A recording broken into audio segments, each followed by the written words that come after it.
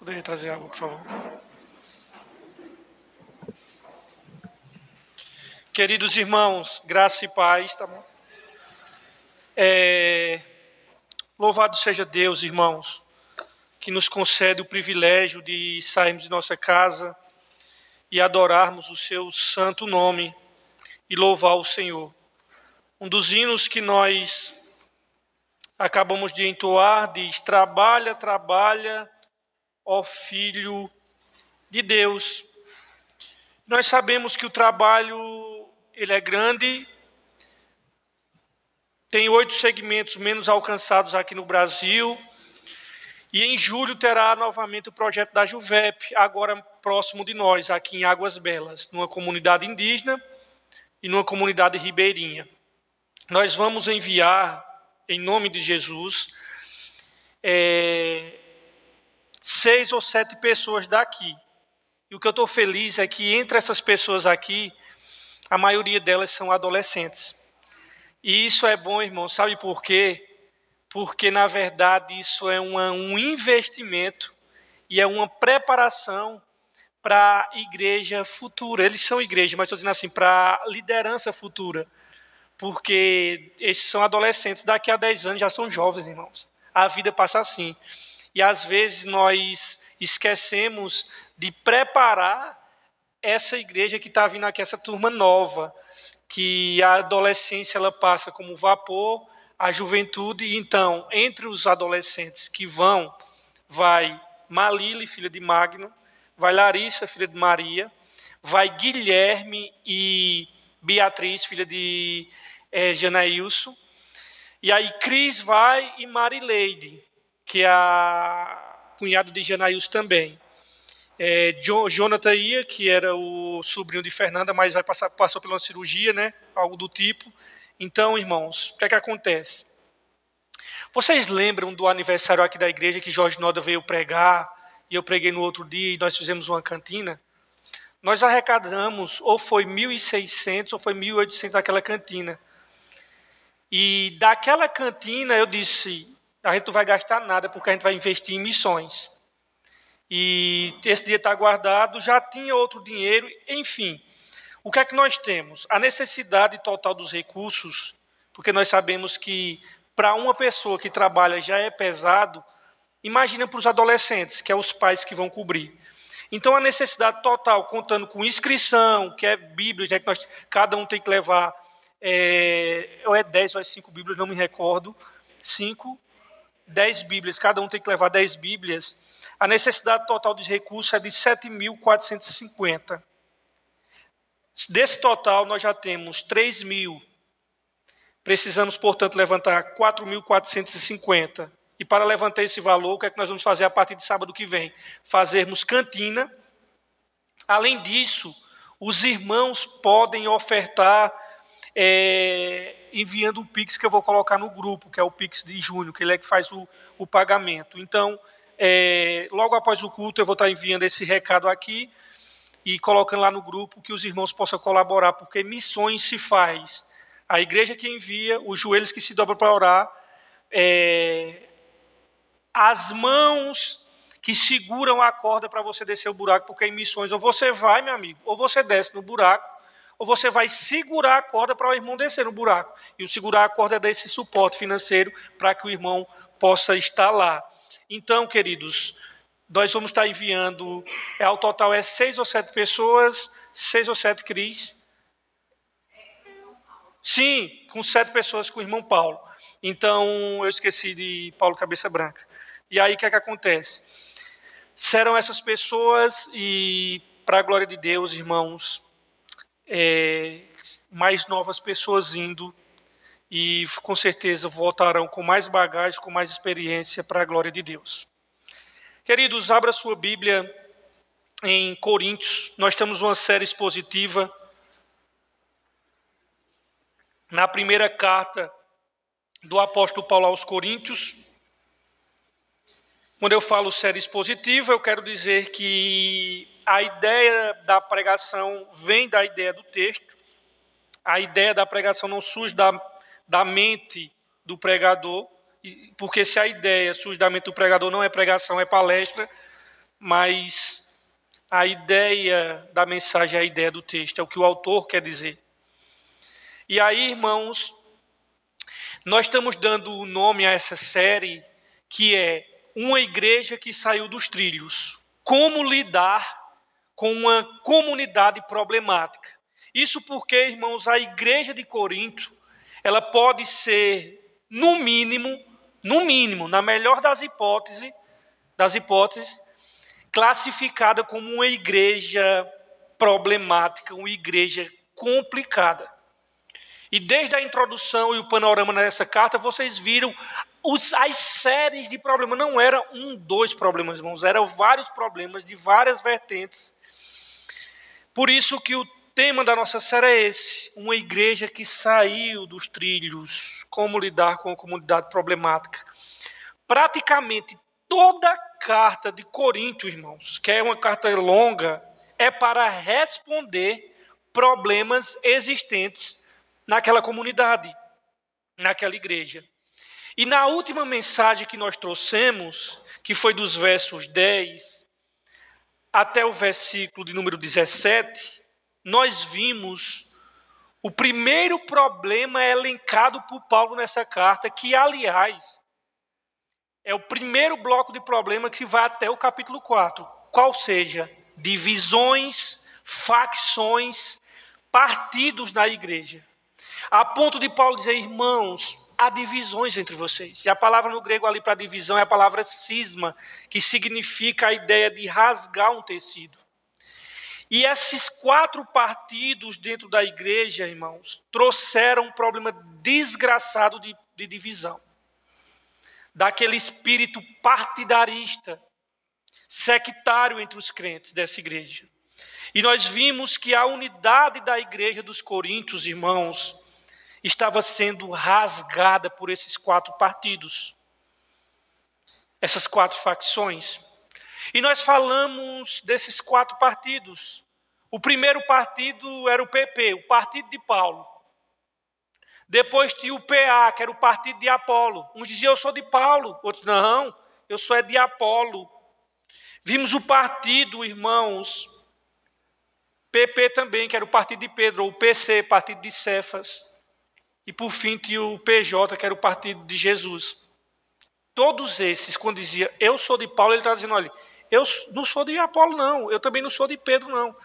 Esses 4 partidos, irmãos, eles apenas não estavam apenas em ideias diferentes, mas eles estavam um contra o outro. E nós vimos que Paulo exortou esses crentes de Corinto, fortemente dizendo o seguinte, que eles não deveriam ficar dividindo o corpo de Cristo. E que eles não deveriam se apegar a homens, a ponto de Paulo dizer, foi Paulo que morreu por vocês? Vocês foram batizados em meu nome por acaso? Foi quem que morreu por vocês? Foi Paulo ou foi Cristo? Inclusive, Paulo pega pesado até naquele grupo que dizia que era o nome dele, porque fizeram isso sem a autorização dele. Porque Paulo não queria destaque nem holofote. Ele queria era pregar Jesus Cristo e esse crucificado. E Paulo diz, vocês estão se apegando a homens. Não foi homens que morreram no lugar de vocês, foi Cristo Jesus. E hoje, irmãos, nós vamos dar prosseguimento. E entenda que a maneira que nós vamos trabalhar todos os sábados é aquela maneira que todos aqui, os mais veteranos, conhecem aqui da igreja. Versos por versos, versículos por versículos. E aí nós vamos dar prosseguimento nesse assunto e nós vamos ver, na verdade, que o apóstolo Paulo vai lidar até o capítulo 4 com esse problema de divisão. Só que no parágrafo de hoje que nós vamos analisar, ele vai abordar o tema da divisão da igreja dentro de outra perspectiva. Qual seja essa perspectiva? Ele vai combater o espírito faccioso desses crentes, falando a respeito da, boto 1000 aspas aqui, da loucura de Deus, né? Não é paradoxal isso? Loucura de Deus? Só que é a loucura de Deus, e na verdade o apóstolo Paulo vai fazer uma espécie de um contraste entre a tolice dos homens, que eles pensam e eles julgam que é sabedoria. É o contraste entre essa loucura dos homens, que essa loucura, na verdade, eles pensam que é sabedoria, e a sabedoria de Deus, que para os homens é loucura. Entendem bem o que é que Paulo vai fazer aqui? Paulo pega aquilo que o homem chama de sabedoria, Deus diz, meu irmão, isso é loucura. Isso é a mais demasiada loucura. E os homens, o que é que eles fazem? Eles acham que a sua sabedoria, na verdade, é sábia, mas do ponto de vista divino, essa sabedoria é loucura. E aquilo que para eles é loucura, é sabedoria divina. Para você entender bem, irmãos, o texto que nós vamos abordar hoje, eu quero que vocês leiam comigo, por favor, 1 Coríntios capítulo 1, versículo 18. 1:18 de Coríntios. Capítulo 1 de Coríntios, verso 18 até o 21, todos encontraram? Diz assim a santa palavra de Deus. Pois a mensagem da cruz é loucura para os que estão perecendo. Mas para nós que estamos sendo salvos é o poder de Deus. Pois está escrito, destruirei a sabedoria dos sábios e rejeitarei a inteligência dos inteligentes. Onde está, ó sábio? Onde está o erudito? Onde está o questionador desta era? Acaso não tornou Deus louca a sabedoria deste mundo? Visto que na sabedoria de Deus, o mundo não o conheceu por meio da sabedoria humana. Agradou a Deus salvar aqueles que creem por meio da loucura da pregação. Entende aqui? Por que nós vamos analisar hoje a tolice dos homens, que essa tolice, eles pensam que é sabedoria, e a sabedoria de Deus, que os homens acham que não passa de tolice. Irmãos, para você entender por que Paulo está fazendo esse contraste aqui, você precisa entender, por isso que todos os inícios de estudos de uma carta, é necessário, é imprescindível que nós estudamos o contexto cultural, político, da época e até geográfico mesmo. Porque para você entender bem o texto que nós vamos olhar, é preciso lembrar que Corinto ficava na Grécia. No tempo dos Novos Testamentos, havia, irmãos, mais de 50 escolas filosóficas lá na cidade de Corinto. E cada uma dessas filosofias, cada uma dessas correntes filosóficas, tinha suas próprias indagações, tinha suas próprias formas de enxergar o mundo, tinha suas, que nós chamamos de cosmovisões, tinha suas propostas de como viver bem, e também tinham suas explicações acerca de quem era o ser humano. Então, a sociedade grega, da qual a cidade de Corinto estava introduzida, fazia parte, era toda dividida em grupos. E em cada um desses grupos, gravitava em torno de um líder. Tinha essas correntes, cada corrente dessa tinha um guru, e cada corrente filosófica dela gravitava em torno de um líder, de um grande pensador. Agora imagine, irmãos, esses irmãos aqui de Corinto,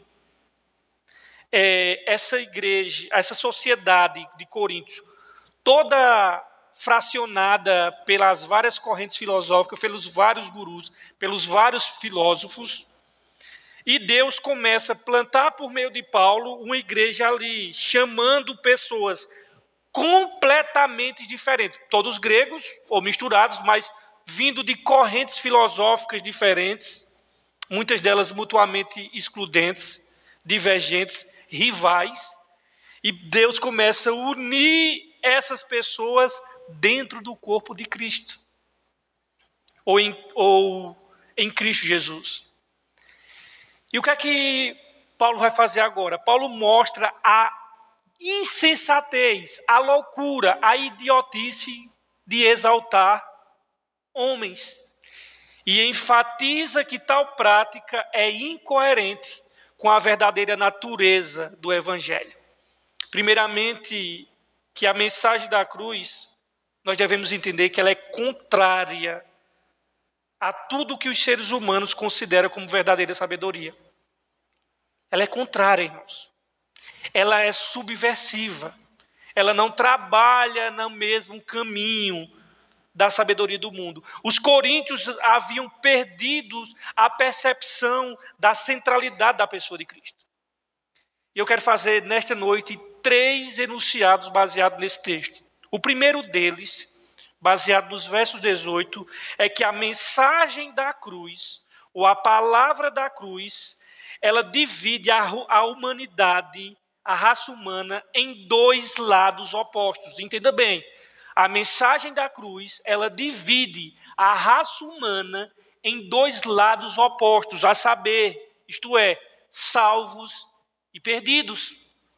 A mensagem da cruz, irmãos, ela é econômica, ela não divide a raça humana em pretos e brancos, ela não é sexista no sentido de dizer é uma guerra entre homens e mulheres, não é classe econômica entre ricos e pobres, ela é econômica, o evangelho é econômico, ela não perde tempo com essas brigas. Ela diz, meu amigo, quando se trata da mensagem do evangelho, tem 2 grupos opostos, separados e distintos, salvos e perdidos. Se tem uma coisa que nos torna incomuns é o pecado. Todo mundo pecou.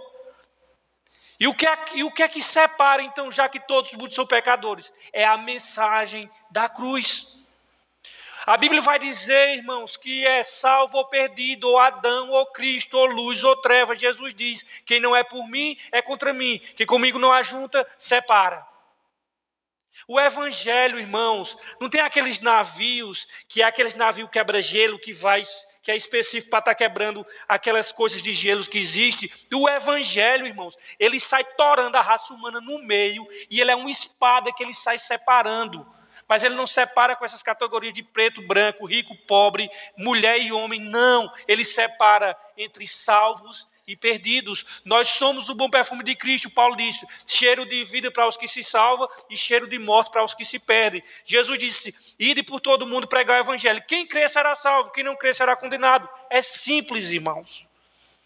Quando Paulo usa a expressão aqui no verso 18, olha aqui, ó, o enunciado é esse, a mensagem do evangelho da cruz divide a raça humana em 2 lados opostos, salvos e perdidos. Olha aqui, ó, o verso 18. Pois a mensagem da cruz é loucura para quem, irmãos? Para os que se perdem, para os que estão perecendo. Eu quero só analisar essa primeira parte, depois eu analiso a parte B. A mensagem da cruz, do evangelho, ela é loucura para os que estão perecendo. Quando Paulo usa a expressão palavra da cruz ou mensagem da cruz, ele está se referindo o que aqui, irmãos? Ele está se referindo à mensagem a respeito da vida, morte, ressurreição e ascensão de Cristo. Essa era a mensagem que ele pregou lá em Corinto, quando ele chegou para fundar a igreja. E que ele continuava pregando em todos os lugares que ele passava. Era essa mensagem da cruz. E que os demais irmãos que se converteram com ele continuavam pregando lá em Corinto. A mensagem da cruz, irmãos, é uma mensagem do evangelho e tem como centro a morte de Cristo para a remissão dos pecados. Essa é a mensagem da cruz. A morte na cruz, irmãos, era associada a tudo que havia mais de vergonhoso e infame no mundo. Falar de salvação somente por meio do sofrimento da morte de um homem crucificado era um modo garantido de despertar o desprezo e, na verdade, ser esnobado. Era a pior mensagem, era o pior anúncio que você via diante de todas as categorias filosóficas que existiam. Os gregos eram amantes, irmãos, da sabedoria. É daí que vem cunhado o termo filosofia. Philos, phileus, né? Amigo. Sofia, sabedoria. Filosofia, amigo do saber, amante do saber, amigo da sabedoria. Nada na mensagem do Evangelho, irmãos, porém, apelava para o orgulho intelectual do mundo grego do conhecimento. E aí Paulo diz que essa mensagem da cruz, e qual é a mensagem? Qual é essa mensagem bonita? A mensagem bonita é um judeu pendurado nu, todo desfigurado numa cruz. Isso é chocante, irmãos, para um mundo que amava todos os insights filosóficos. E Paulo diz assim, olha, essa mensagem da cruz, por isso que ele vai dizer aqui em Coríntios, olha, quando eu fui ter convosco, eu não quis saber de nada, a não ser Cristo e esse crucificado. Essa mensagem da cruz, Paulo está dizendo, olha, ela é loucura para os que estão perecendo, para os que se perdem. Ou seja, para aqueles que não conhecem a Deus, para aqueles que estão morrendo em seus próprios pecados, para aqueles que irão padecer eternamente no inferno de sofrimento, a palavra da cruz simplesmente é tolice. Ela é tolice para essas pessoas. A sabedoria que a humanidade tanto valorizava e tanto valoriza hoje, irmãos, e considera certa, essa sabedoria humana, ela deixou as pessoas cegas. Ao mesmo tempo, também elas rejeitam e consideram loucura a mensagem da cruz, que seria a sua salvação. E por isso que a Bíblia vai dizer aqui, Paulo usa aqui um gerúndio, né? Para aqueles que estão perecendo. Por que ele usa nesse sentido aqui? Porque as pessoas, elas estão, ao rejeitar a obra de Cristo, num processo de perdição. Só que ainda bem que Paulo ainda não sela o destino final deles. Por que estão perecendo? Porque enquanto há vida há o quê? Esperança. E aí Paulo não sela o destino de ninguém, porque ele sabe que Deus é poderoso para quebrar o coração de pecadores quanto mais rebeldes e refratários, como ele era. Por isso que ele diz para aqueles que estão perecendo, que estão no caminho de perdição, e que se morrerem nessa situação, aí sim, eles irão selar a sua miséria eterna, a sua desgraça eterna. Eles estão caminhando, por isso que Paulo está usando aqui no gerúndio aqui. Uma das características das pessoas que estão se perdendo é que a palavra da cruz é insensatez para elas. Vocês já percebem isso? Que pessoas que estão no processo de perdição, elas consideram essa mensagem da cruz o quê? Loucura. Isso é uma prova de que elas estão perecendo. Loucura, insensatez, irmãos. Vê que interessante. Paulo diz assim, a palavra da cruz, a minha tradução diz assim, é loucura. A de vocês usam insensatez. Loucura, loucura também. O que significa aqui insensatez ou loucura? É algo tolo, algo que não faz sentido. E eu quero que vocês entendam um exemplo prático dentro da Bíblia de um incrédulo que acha a mensagem da cruz loucura. Vocês lembram quando Paulo foi preso em Jerusalém? E eu estou registrando aqui Atos, né? Estou falando do episódio lá em Atos que está registrado. Quando Paulo foi preso em Jerusalém e ele foi levado lá para a cidade de Cesareia, e ele foi levado como prisioneiro, né? Prisioneiro político de César. Lá ele permaneceu 2 anos. E durante esses 2 anos da prisão de Paulo, ele foi interrogado por um procurador romano chamado Festo, e que era um representante de Roma. E Festo leva Paulo perante um rei, o rei chamado Agripa.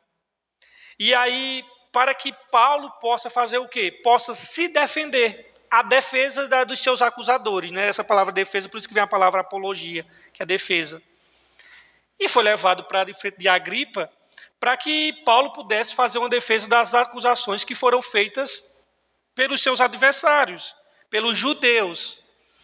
E aí, durante o discurso de Paulo, Festo interroga e Paulo diz mesmo assim, Paulo, tu estás louco?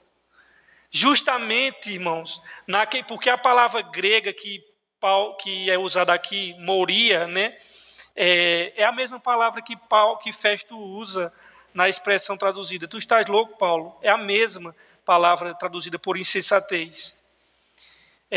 Você só pode tomar nota de rodapé lá em Atos 26, 24. E sabemos que quando Festo disse, isso é loucura, ele estava no caminho, irmãos, da perdição. Ele estava caminhando para as trevas eternas. E aí, queridos, todas as pessoas que consideram a mensagem do Evangelho absurda, que história é essa? Um Deus de amor mata um filho? Porque eu não mataria meu filho. Eu acho isso um absurdo. Para você é. Por isso que você está perecendo. Por isso que você se perde.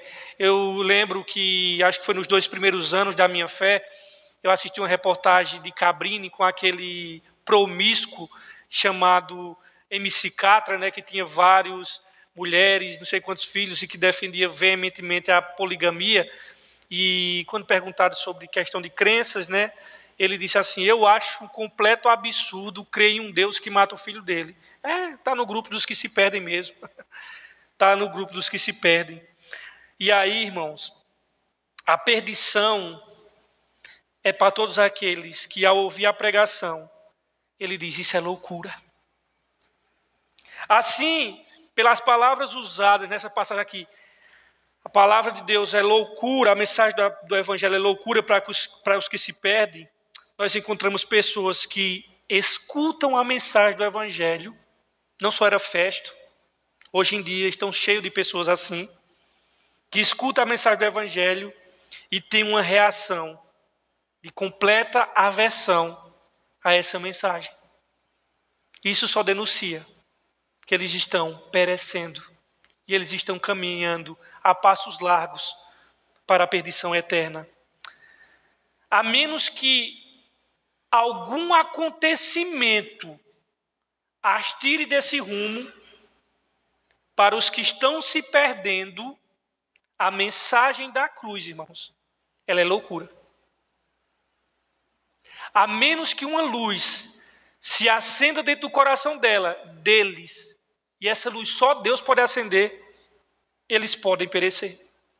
Vocês lembram do ladrão da cruz, irmão, dos dois? Todo mundo fala, o bom ladrão. Primeiro, não existe bom ladrão, gente, por Jesus Cristo. Isso é a ideia de romanista. 2 pecadores depravados que estavam sendo julgados pelos crimes que eram destinados a delinquentes e marginais. E aí, a ideia que a gente tem, só baseado em Lucas, é que um estava zombando e o outro estava defendendo. Não, os dois estavam zombando de acordo com Mateus. Só que em um dado momento se acende uma luz. E o outro que estava debochando também, um para e diz, não, esse aqui nenhum mal fez. Nós estamos aqui porque os nossos feitos merecem isso. Mas esse daqui não. Só que ele estava zombando. E o que é que aconteceu, irmãos? A menos que tenha um acontecimento disso, todos perecem.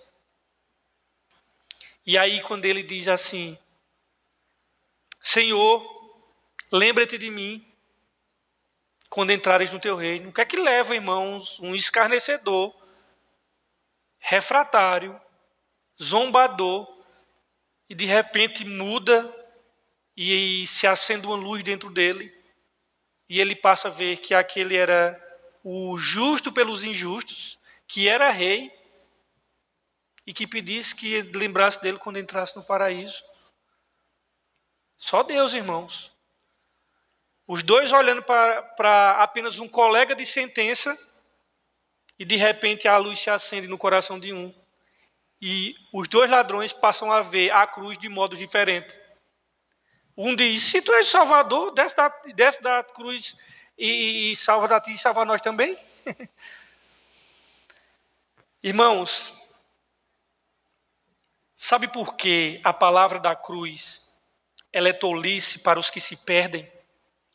Ela é loucura, ela é insensatez completa, porque o Evangelho ele é muito simples. Ele é simples.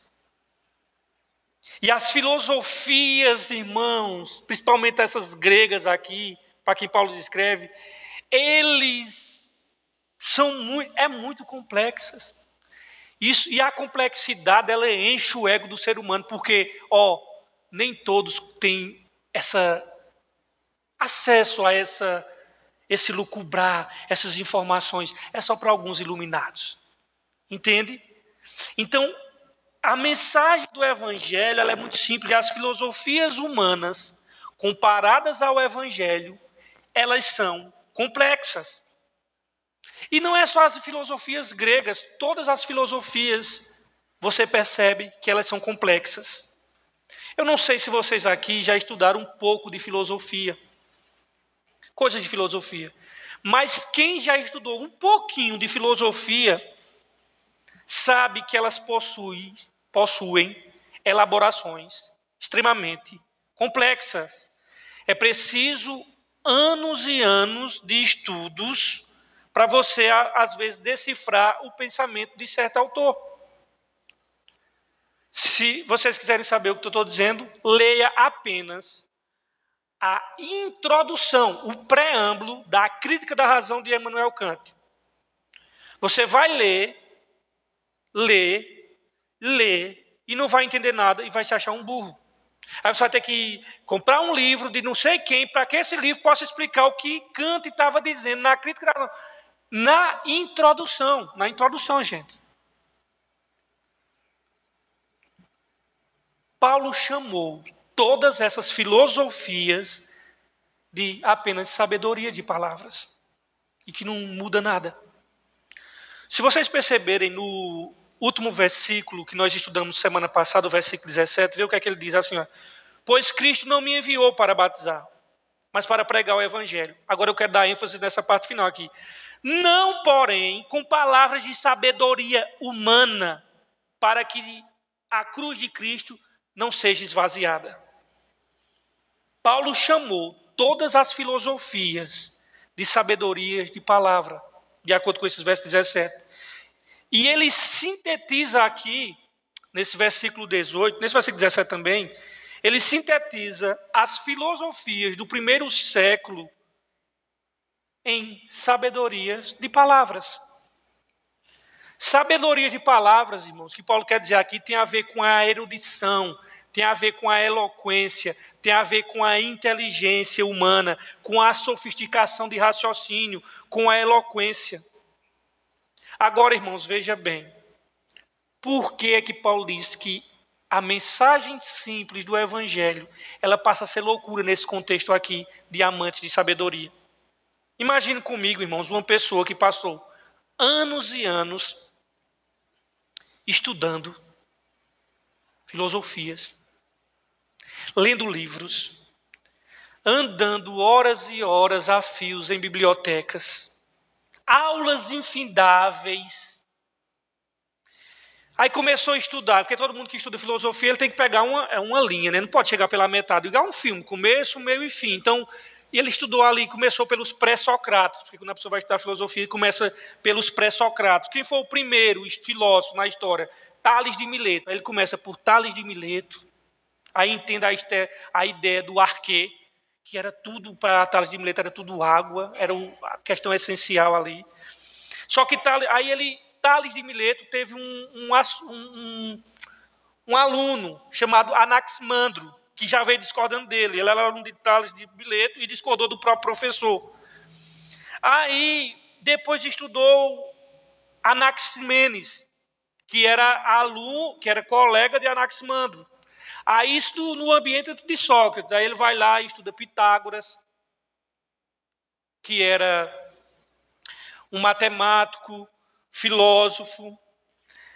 Depois ele estudou dois gigantes antes da era socrática, antes de Sócrates, estudou Heráclito e Parmênides. Aí ele passa por Platão, porque de Sócrates não tem nenhum escrito, né? O que nós sabemos de Sócrates é Platão que registrou. Então, ele estuda, antes de Platão ainda ele estuda Zenão, Hipócrates, Anáxora. E o que é que acontece? Ele estuda Sócrates, por meio de Platão. Aí o cara estuda Sócrates, Platão, aí depois vem Aristóteles, que já foi aluno de Platão. Aí ele começa a passar anos a fio estudando isso. Aí depois ele vai lá para Aristóteles, René Descartes, o pai do racionalismo moderno. Aí ele estuda John Locke. Aí vai estudando, John Locke é o pai do empirismo moderno. Aí ele estuda Davi Hume. aí ele estuda Manuel Kant, aí ele vem estudando depois Karl Marx com a utopia e com a dialética, aí ele vai estudar Søren Kierkegaard, vai passando na história. Depois ele estuda Jean-Paul Sartre, depois ele vem, talvez estude do ponto de vista da ciência, ele abraça a teoria de Darwin, e aí ele vem mais para frente, vê o impacto que Freud trouxe, o pai da psicanálise. Aí imagina esse camarada, depois anos de estudo, só estou dando uma sintetizada, um peito assim, não, agora eu compreendi toda a complexidade dos pensamentos, agora eu estou pronto para entender toda a complexidade da vida. Aí depois de tantos anos tentando o saber filosófico, e a pessoa se sente minimamente capaz de conversar sobre as questões complexas da vida, aí vem um semi-analfabeto dizendo mais ou menos o seguinte: eu tenho uma mensagem para você, simples, que explica toda a realidade da existência. Deus veio ao mundo por meio do seu Filho, e o seu Filho se tornou humano, morreu em uma cruz, como pagamento pelos seus e pelos meus pecados, ressuscitou ao terceiro dia, e se você crê nesse Filho de Deus, você será perdoado por Ele, e terá a mente de Cristo, e terá um lugar no reino futuro dele para sempre. Irmãos, vocês entendem como isso ele pode olhar com desdém? Mas vocês entendem que essa mensagem dita pelo analfabeto é a verdade? E que destrói tudo isso? E que essa mensagem simples, dita por qualquer um, que não conhece nem os filósofos, essa mensagem, ela é capaz de destruir qualquer sabedoria humana. Esse enunciado que eu estou dizendo para você, diz o simples analfabeto evangelista, ele contém todas as explicações de mistério da humanidade. Quais são os mistérios da humanidade que a filosofia bate cabeça até hoje? De onde vim? O que é que estou fazendo aqui? E para onde é que nós vamos? Agora vocês imaginem como é que essa pessoa iria reagir diante desse homem que passou anos e anos a fio estudando biblioteca, iria reagir na fala de um simples ser humano, discípulo de Cristo, que nem é estudioso, dizendo essas coisas. Ele, no mínimo, diria assim: isso é ridículo. Isso é ridículo. Você acha mesmo que toda a complexidade da realidade pode ser explicada a partir de um judeu que morreu em um madeiro, em uma estaca, 2000 anos atrás, e que isso aí não tem nada a ver comigo, meu querido? E você acha que isso que você está dizendo, desse judeu que morreu em um monte, numa cruz, pendurado no madeiro, isso é determinante para a minha vida? E isso vai ser determinante para a maneira como eu enxergo o mundo? Irmãos, é exatamente isso que Paulo está dizendo. Vocês estão pensando que Paulo, quando ele diz eu não me envergonho do Evangelho de Cristo, era por conta disso mesmo, irmãos. Eu não me envergonho dele. Nessa terra de grandes saberes, de complexidade, Paulo chega com a mensagem de um judeu, simples, morto em uma cruz, derramando sangue, desprezado pelas autoridades romanas. Portanto, ele diz, eu não me envergonho da mensagem do Evangelho de Cristo. A palavra da cruz, irmãos, ela é loucura para os que estão perecendo. Mas ele vai dar um contraste agora. Por isso que eu falei que a mensagem da cruz, ela divide a raça humana em lados opostos, isso é, salvos e perdidos. Porque nós vimos a primeira parte, a mensagem da cruz é loucura para os que se perdem. Mas existe o segundo grupo, versículo 17, 18. Mas para quem, irmãos? Mas para nós que estamos sendo salvos, é o poder de Deus. O Evangelho é o poder de Deus. Os que ouvem a mensagem, aceitam-no pela fé e experimentam o milagre da regeneração em sua vida, A Bíblia diz que quem crê em Jesus Cristo já está salvo e ele tem vida eterna. A evidência, irmãos, de que nós somos salvos é que essa palavra da cruz, ela não é loucura para nós. Ela não é absurda para nós. Ela não é ridícula para nós. Ela é, na verdade, o poder de Deus. O Evangelho é o poder que vem de Deus e é necessário, irmãos, uma ação poderosa para que nós possamos ser livres desse caminho que leva à perdição. Somente o poder de Deus pode mudar a direção de pessoas que estão se perdendo, colocando-as no caminho da salvação. Somente o poder de Deus pode fazer que as pessoas vejam a cruz de uma maneira diferente. Irmãos, sem o Espírito Santo, nós vamos ver a cruz igual os que perecem. Loucura, insensatez. Observe o modo rígido com que esse versículo 18, ele divide a humanidade, irmão, a humanidade de um modo rígido aqui. Ele divide a humanidade em dois grupos. Aqueles que se perdem e aqueles que são salvos. Não há nenhuma classe neutra. Não há nenhuma terceira via intermediária. Esse versículo é muito claro, irmãos.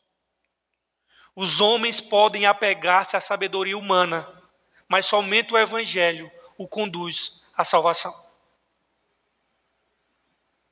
A cruz, ela ocupa um lugar de destaque na proclamação do Evangelho, um lugar central. A cruz, ela é o ponto climático de uma vida de autorrenúncia, quanto também o instrumento de designação da salvação. Então, dessa forma, o primeiro argumento de Paulo, aqui em Coríntios, capítulo 1, versículo 18, é que a palavra da cruz representa coisas diferentes para pessoas diferentes. Para os que estão perecendo, essa palavra da cruz é uma completa loucura.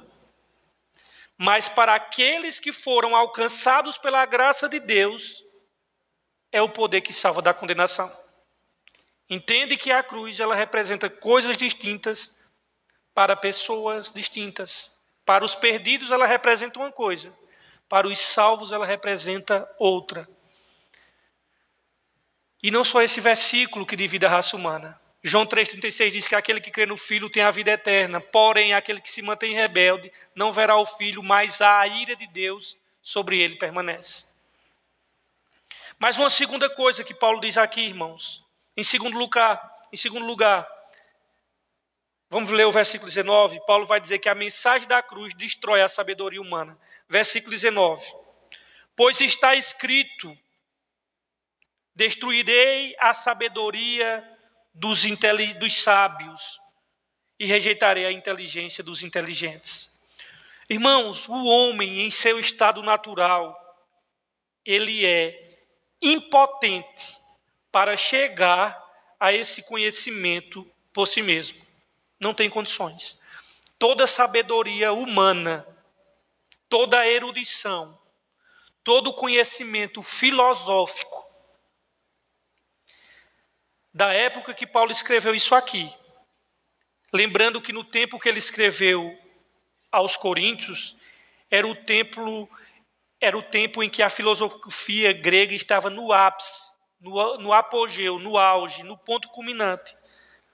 Paulo vai dizer que tudo isso não são suficientes para que se chegue ao conhecimento de Deus. E aí, quando ele diz assim, como está escrito, todas as vezes, irmãos, que você vê no Novo Testamento, como está escrito, se refere a uma passagem do Antigo Testamento. E essa passagem que diz, destruirei a sabedoria dos sábios e rejeitarei a inteligência dos inteligentes, isso é uma passagem que ele está citando de Isaías 24, 14. Porque Isaías profetizou que o evangelho seria ofensivo à sabedoria humana. E por isso que ele diz: destruirei a sabedoria dos sábios e aniquilarei a inteligência dos inteligentes. E Paulo utiliza essa porção de Isaías, nessa passagem, como um princípio. Qual o princípio? Deus confunde a inteligência dos inteligentes, a inteligência dos arrogantes. Eles podem pensar que têm todo o conhecimento, que conhecem todas as coisas, que têm um domínio da ciência, que têm um domínio da tecnologia, que domina a arte, que domina os campos dos saberes humanos. No entanto, Deus confunde o pensamento deles, para que não vejam a singeleza da realidade, da vida e do caminho da cruz. Assim, desse ponto de vista, irmãos, eu quero que vocês entendam que um crente, por mais simples que ele seja, se ele for remido, ele é mais sábio do que um PhD em física quântica. Vocês entendem isso? Não se impressione, irmãos, com a sabedoria do mundo. Não se impressione, você que é remido, com aquilo que Deus não se impressiona, com aquilo que Deus chama de loucura. Deus não precisa, irmãos, da sabedoria humana. Deus não precisa de mentes brilhantes, extraordinárias e instruídas. A mente mais esclarecida nesse mundo nada pode fazer. Só a mensagem da cruz do Evangelho. E quando ele diz: destruirei a inteligência dos inteligentes, por que ele usa assim, destruirei no futuro? Porque vocês sabem, irmãos, que um dia Deus vai aniquilar todas as filosofias, todas as teorias, todas as ideologias humanas. Deus vai fazer isso um dia. Mas hoje também, no presente, eu quero que vocês entendam que a pregação do Evangelho, ela está no momento, no presente, destruindo todas as sabedorias dos sábios. A mensagem do Evangelho, ela faz isso. Ela desconstrói todas as pseudo-sabedorias. A mensagem da cruz, irmãos, ela é tão simples que uma criança pode aprender. Sabe o que eu acho maravilhoso no Evangelho? Eu até postei isso quando eu estava em janeiro, lá no sertão de Assunção. 5 horas da tarde, o sol ali se pondo, 5, 5 e meia. E um grupo de sertanejos, né, esposa, filho, irmãs, tudo ali na porta de casa, os batentes, em casa simples. E ali eu sentado, né, o irmão dirigindo, o pessoal no triângulo, uma zabumba, o irmão dirigindo, e ainda prestes a vir a pessoa que ia trazer a mensagem, né, um irmão lá do grupo, e eu olhando para aquelas pessoas simples, e eu estava dando estudo, né, a eles naquele período que eu estava ali, e eu pedi que houvesse uma programação, a gente não chama culto, chama programação, e eu via que eles eram tudo iletrados, simples. E eu sentado ali sobre um tijolo de 6 furos, e eu olhando para eles assim, e eles louvando, batendo palma, né? Ele não sabia cantar os hinos. E eu pensei assim, eu digo, meu Deus, como o Evangelho é maravilhoso. Porque pessoas simples não se reúnem nas portas da sua casa para falar de Platão, Aristóteles, Péricles, nem filósofos, mas eles se reúnem para falar de Jesus Cristo e ele entende uma mensagem simples, porque o Evangelho é acessível a todos. Vocês já pensaram como é que Deus é sábio? Porque se Deus fizesse com uma idiotice humana, eu fico pensando, imagina para aquelas pessoas que não sabem ler, eu acho assim, vamos falar aqui de Platão, do mundo das ideias. Meu irmão, isso é a coisa mais estapafúria do mundo. Aí você chega com a mensagem de Cristo, do Filho de Deus, pega e eles entendem direito.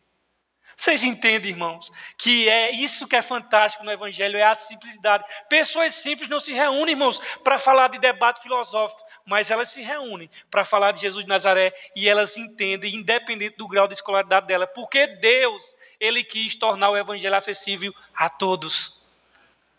Isso é fantástico, irmãos. A mensagem da cruz ela é tão simples que uma criança, um sertanejo que não sabe um A, ele pode entender. E essas pessoas simples, elas não se reúnem em suas casas, nos seus terreiros em frente da casa para falar dos filósofos, mas elas se reúnem para falar de Jesus Cristo, porque Deus tornou o evangelho acessível a todos. E Deus disse, as regras é minha, e eu não quero que seja a complexidade do pensamento humano que seja a via que vai chegar a mim, mas sim a simplicidade das boas novas do evangelho. A mensagem da cruz possui a profundidade da riqueza e da sabedoria do conhecimento de Deus. E é poderosa para transformar o homem por completo. Algo que filosofia nenhuma do mundo pode transformar. Mostra aí, irmãos, qual filosofia aí transforma o ser humano. Traga uma pessoa que foi transformada por uma filosofia.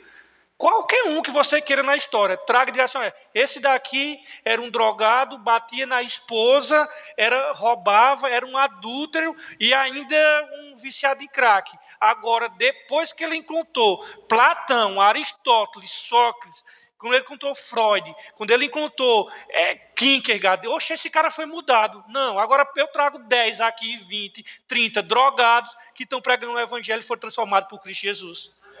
Porque a filosofia, a sabedoria humana não muda ninguém, irmãos. Mas o evangelho de Deus, simples, transforma pessoas. E aí, em seguida, Paulo ele começa a ser provocativo. Eu acho interessante isso daqui. Paulo chega na terra do saber com uma mensagem simples. Diz, vem para cá. Eu estou com uma mensagem simples aqui de um judeu crucificado. Agora vem para cá. Aí olha a provocação que Paulo faz aqui no versículo 20. Onde está o sábio? Ele está fazendo perguntas retóricas, ele está provocando aqui. Paulo agora ele lança um desafio provocativo. Versos 20. Onde está o sábio? Onde está o erudito?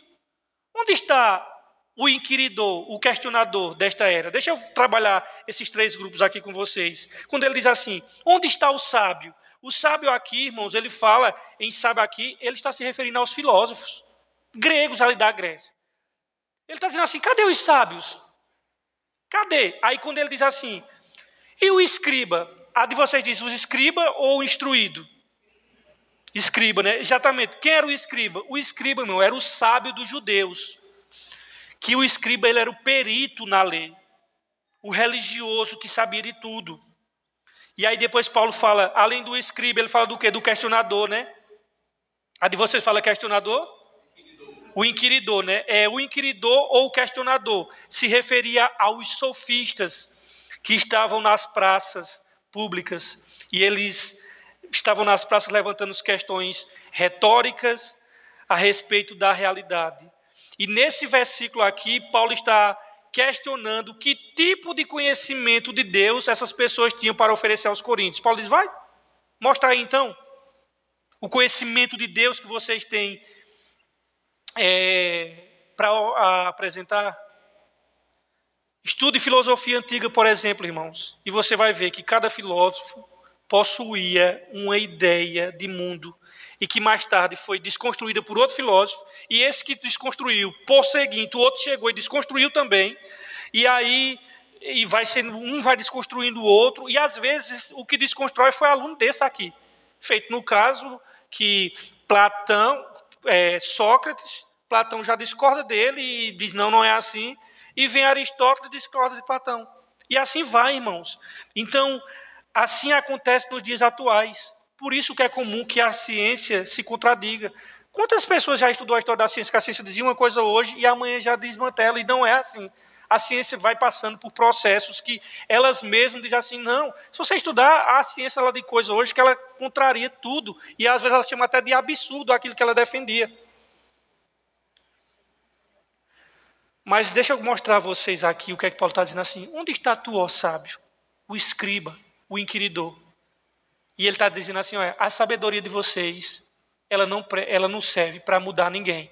E aí, irmãos, eu quero só dar um exemplo, na prática, para que vocês possam entender o que é que esse veterano Paulo está querendo dizer, que esse saber humano, que muitos se jactam, não serve para nada, no sentido quando é mudar pessoas. Vamos pegar aqui penitenciárias, presídios, dos melhores que tem, modernos, considerados presídios modelo.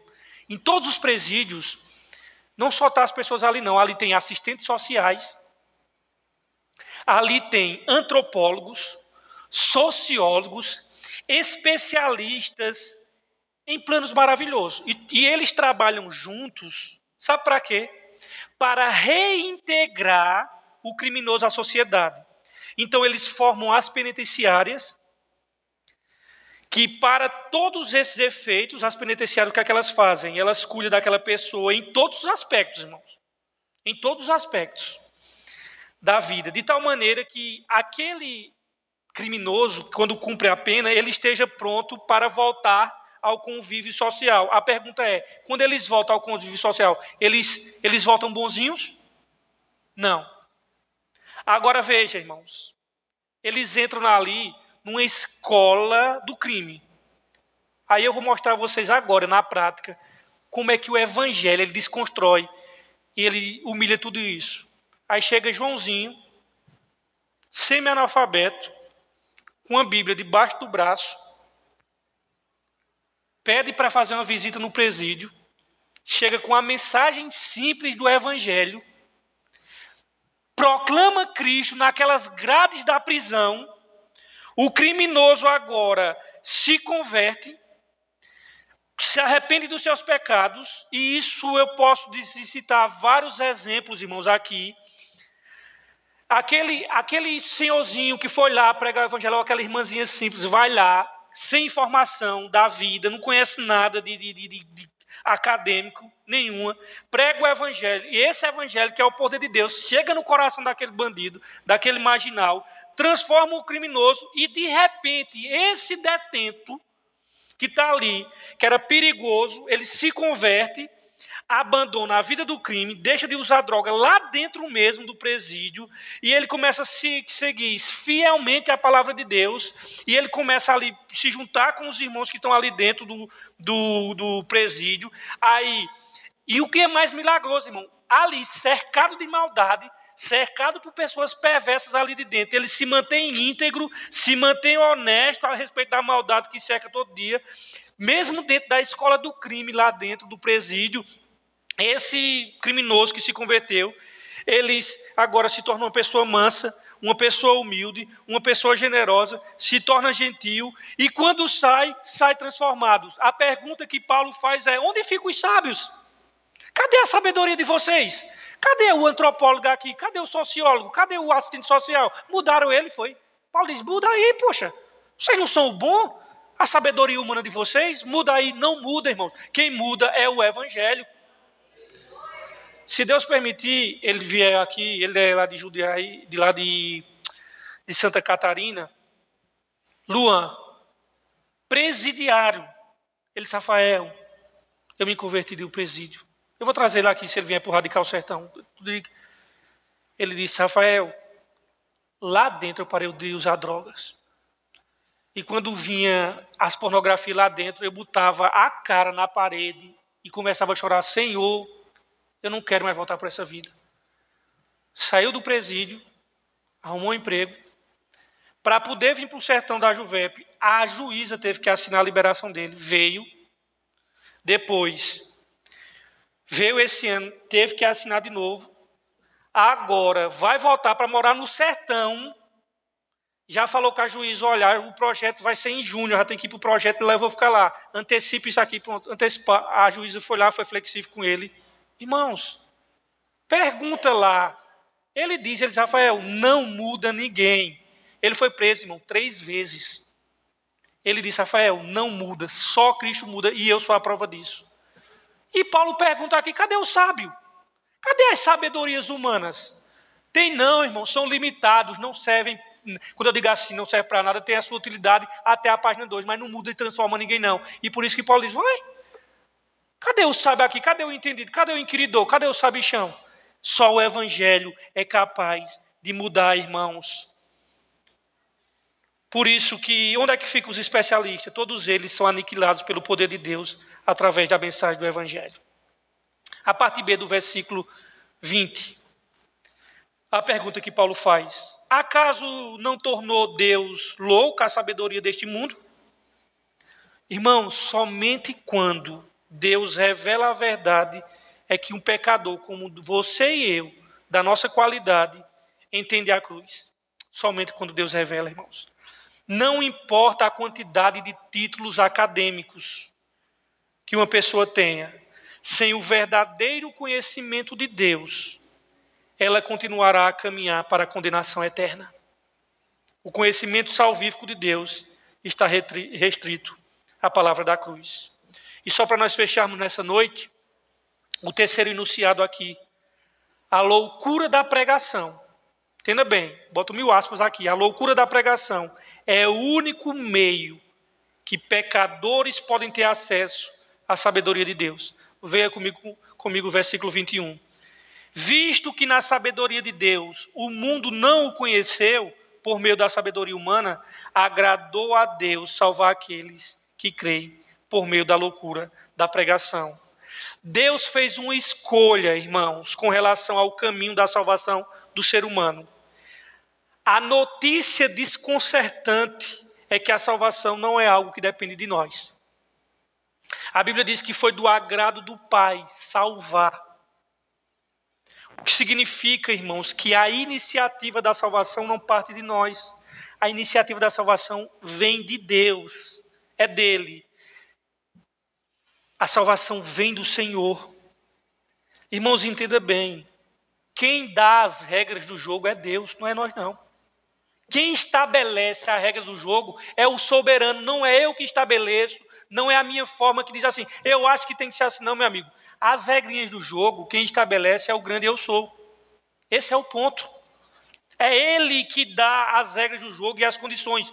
Do começo ao fim, a salvação é uma obra de Deus. Ele estabeleceu esse caminho para a salvação. O caminho da cruz mostra quem realmente somos. E o caminho da cruz coloca a gente no nosso lugar. Vá para o seu lugar, eu vou lhe colocar no lugar que você merece. Irmãos, e além do caminho da cruz colocar nós em nosso lugar, ela exalta a Deus. Não exalta os seres humanos. A cruz é o único caminho que Deus é exaltado e o ser humano é humilhado. Em sua sabedoria, o grande eu sou, o nosso Pai, decidiu que o homem não se salvaria por meio da sabedoria humana. No entanto, foi do agrado do Pai salvar os que creem por meio do absurdo da pregação. Só há um caminho pelo qual os que estão perdidos podem ser salvos, se eles creem no absurdo da pregação. De fato, o evangelho que pregamos é absurdo, irmãos. Ele é absurdo. A própria mensagem da cruz é a loucura para o mundo, embora seja o meio que Deus escolheu para salvar. Por que a mensagem da cruz é loucura e é escândalo? Porque nunca vai deixar de ser escândalo o fato de que Deus decidiu salvar criminosos por meio de um assassinato planejado, a morte do seu filho. Isso vai ser loucura para todo sempre. Como é que Deus salva criminosos? Cometendo um crime, a morte do seu filho. Vocês entendem? A mensagem do evangelho é loucura, irmãos. Mas esse é o meio que o soberano escolheu. Não há outro caminho senão a mensagem da cruz de Cristo, pendurado em uma cruz. Por isso que nós cantamos, sim, eu amo a mensagem da cruz. Até morrer, até o fim da vida, eu a vou proclamar. Filosofia, sociologia, a arte e a cultura o levarão sim a adquirir conhecimento. Nada disso, porém, jamais, nunca o levará a descobrir que a salvação se dá mediante aquele carpinteiro que foi pendurado em uma cruz. O que é que esse texto nos ensina para nós encerrarmos? Ele ensina várias coisas para nós, irmãos. A primeira delas é que você não deve, por causa de homens, dividir o corpo de Cristo. Vocês entendem? Que Paulo está pegando tudo isso no contexto de divisões, no contexto de facções, e Paulo fez todo esse arranjo para dizer assim, vocês estão dividindo o corpo de Cristo por causa de homens. se apegando a homens. Queridos, nós vivemos em um contexto de divisão política. Deixa eu dizer uma coisa aqui a vocês, irmãos. Nós vivemos num mundo onde esse mundo exige que nós pertençamos a alguma tribo. Meu querido, você não é obrigado a pertencer a nenhuma tribo, a não ser a tribo do leão de Judá. Nós não podemos, irmãos, nos dividirmos por questões de qualquer partido. Entende bem?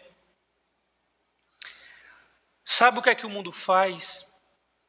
O mundo, ele divide e une.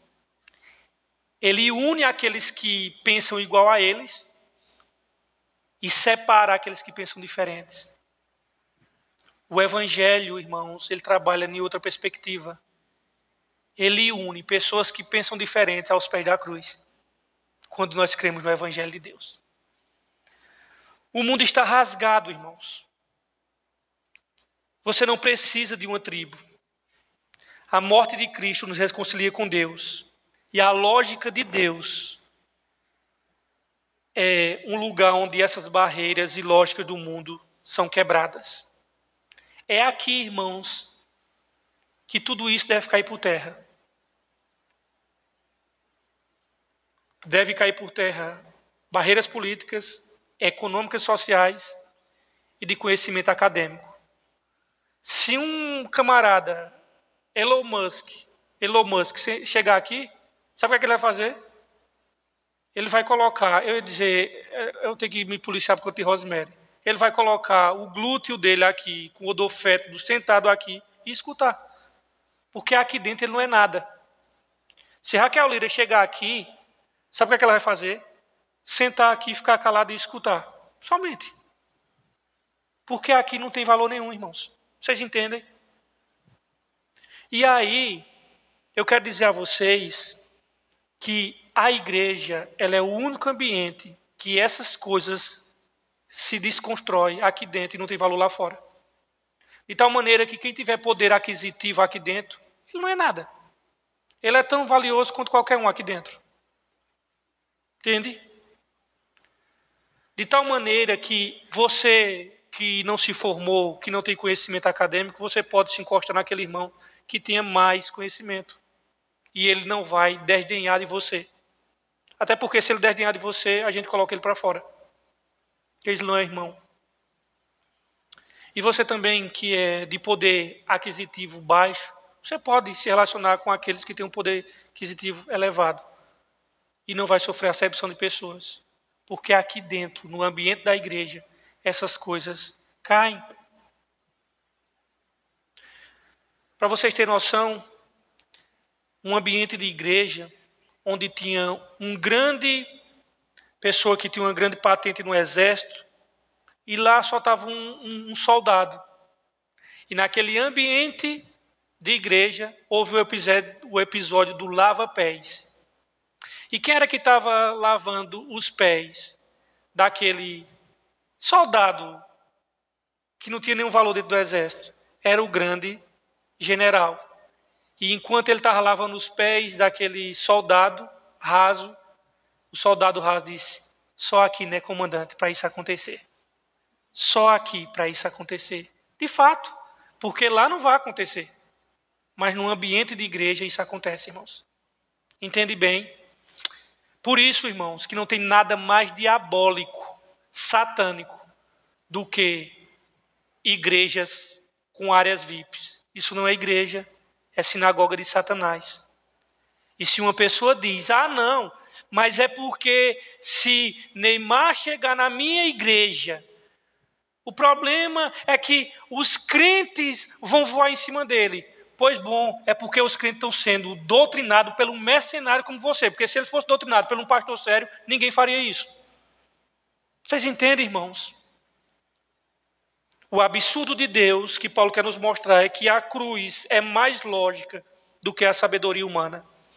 A fraqueza de Deus, Cristo pendurado numa cruz, é algo que aos olhos humanos seria um símbolo de derrota, de fraqueza, de sofrimento Exposição, na verdade, isso é mais forte que a força humana. Deus na cruz se enfraqueceu, sabe para quê? Para conquistar. Vencer e resgatar pecadores que estão direcionados a caminho da perdição. Que Deus abençoe de vocês todos. Semana que vem nós continuaremos olhando os efeitos poderosos da cruz de Cristo. A palavra está com o nosso irmão André.